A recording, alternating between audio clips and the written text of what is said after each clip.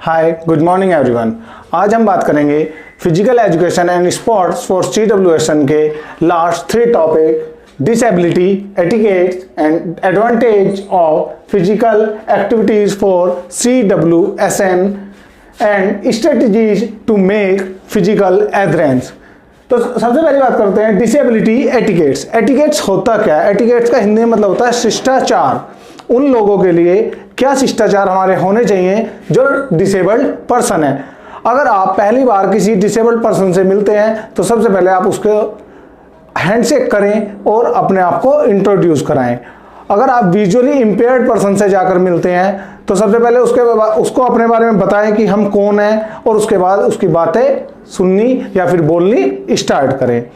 और नेक्स्ट, जैसे ही आप किसी ऐसे व्यक्ति से मिलते हैं जिसका हाथ खराब है तो उसके सामने हैंडशेक के लिए ऑफर ना करें।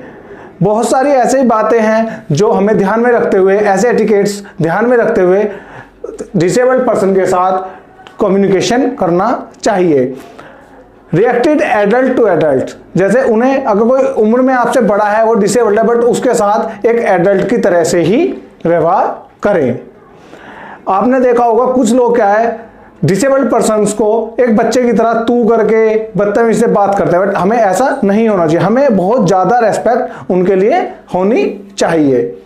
ऐसे ही एक हमारा डिसेबिलिटी एटिकेट्स आता है। अगर आपको कहीं विजुअली इंपेयर्ड मिलता है या फिर कोई कान से डीफ है तो उसके लिए आपको क्या करना है, पहले उसको किसी साइन से उसको बताइए कि आप क्या चाहते हैं। अगर विजुअल इंपेयर्ड है तो उसको हाथ पकड़ के उसे बोल करके बताइए कि आपकी क्या बातें हैं। या फिर कोई ऐसा है जिसको बोलने में बहुत ज़्यादा प्रॉब्लम है, उस प्रॉब्लम के नहीं वो अच्छे से बोल पा रहा है, बट पहले उसकी बात को ध्यान से सुने और बीच में उसको टोके ना, और उसके बाद कोई उसको जवाब दें। ये सब डिसेबिलिटी एटिकेट्स के अंदर आपके आते हैं। The next topic is advantages of physical activities for CWSN। ऐसी कौन सी एडवांटेजेस हैं फिजिकल एजुकेशन में जो डिसेबल्ड पर्सन को बहुत फायदा कराती हैं। जैसे फर्स्ट है reduce level of stress and anxiety. क्या होता है, जो डिसेबल्ड पर्सन रहते हैं उनका स्ट्रेस लेवल बहुत ज़्यादा हाई होता है नॉर्मल पर्सन्स के, क्योंकि वो अपने फ्रेंड्स को देखते हैं जो डिसेबल्ड नहीं है कि भाई वो तो कोई भी एक्टिविटी अच्छे से परफॉर्म कर पाते हैं और हम नहीं कर पाते। तो अगर वो भी अपने आप को फिजिकल एक्टिविटीज में इंडल्ज रखेंगे तो उससे वो अपना स्ट्रेस लेवल को कंट्रोल कर सकते हैं। ऐसे ही नेक्स्ट पॉइंट है आपका इम्पेयरमेंट इंप्रूव्ड सोशल इंटरेक्शन। क्या होता है, जब कोई एक डिसेबल्ड पर्सन अपने आप को फिजिकल एक्टिविटी में इंडल्ज रखता है तो वहाँ और भी बहुत सारे बच्चे खेलते हैं या और भी बहुत सारे ह्यूमन बीइंग उनको मिलते हैं जिसका उसका सोशल इंटरेक्शन बढ़ता है। ऐसे ही आपका थर्ड टॉपिक है better emotional and psychological health. उससे क्या होता है, आपका इमोशन जो होते हैं वो बहुत वीक होते हैं डिसेबल्ड पर्सन के, और साइकोलॉजिकल भी वो वीक होता है। बट जब किसी फिजिकल एक्टिविटी में अपने आप को इंडल्ज रखेगा तो इमोशनली भी मजबूत होगा और साइकोलॉजिकली भी मजबूत हो जाएगा। तो इन सभी चीज़ों को ध्यान में रखते हुए आपको पता चलता है कि एडवांटेजेस ऑफ फिजिकल एजुकेशन क्या है।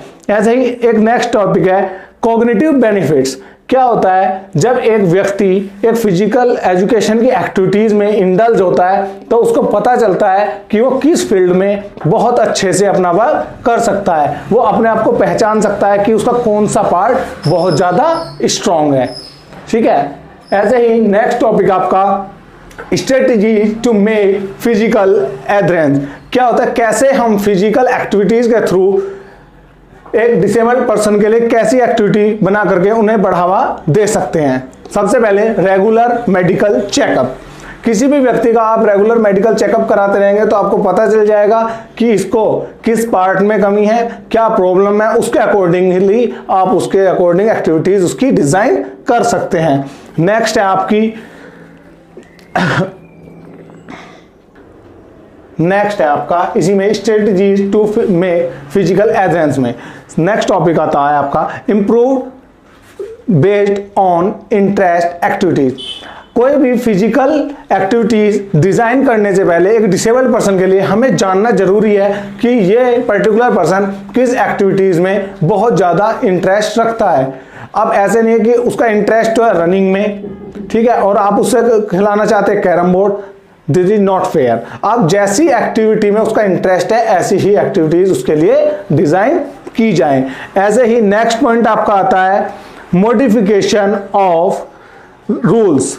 रूल्स में क्या क्या मॉडिफिकेशन होने बहुत जरूरी है। क्या होता है, जब हम फिजिकल एक्टिविटीज बनाते हैं तो एक नॉर्मल पर्सन के अकॉर्डिंग रूल्स अलग होते हैं और डिसेबल्ड पर्सन के लिए अलग रूल। अगर आप सेम रूल रख के दोनों ही ह्यूमन बीइंग, दोनों ही प्लेयर्स को खिलाएंगे तो बहुत दिक्कत होगी। जैसे क्या होता है, जो विजुअली इंपेयर्ड है, अगर उनके लिए आप ब्लाइंड क्रिकेट कराते हैं तो उनमें ओवर आर्म बॉल ना करा करके अंडर आर्म बॉल करा दिए, जिससे उसमें पार्टिसिपेशन भी ज्यादा से ज्यादा होगा और उनको भी खेलने का मौका मिलेगा जो फिजिकली डिसेबल्ड है।